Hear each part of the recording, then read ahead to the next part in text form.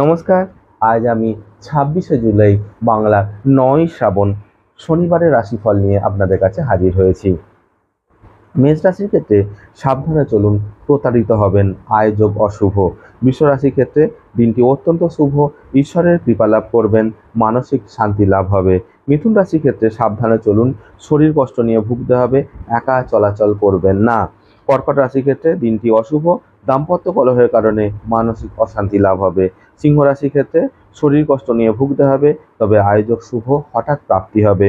কন্যা রাশির ক্ষেত্রে সাবধানে চলুন, অসৎ ব্যক্তির দ্বারা প্রতারিত হবেন। তুলা রাশির ক্ষেত্রে অত্যধিক হারে ব্যয় বৃদ্ধি পাবে, তবে মানসিক আনন্দে এই দিন কাটবে। বৃশ্চিক রাশির ক্ষেত্রে সাবধানে চলুন, জীবনে ভয়ঙ্করতম কোনো অঘটন ঘটতে পারে। ধনু রাশির ক্ষেত্রে আয়োজক শুভ হলেও চিত্ত বিক্ষেপ ঘটবে, মানসিক অশান্তি লাভ হবে। মকর রাশির ক্ষেত্রে দিনটি অত্যন্ত শুভ, পরিবার পরিজন সহযোগে আনন্দেই দিন কাটবে।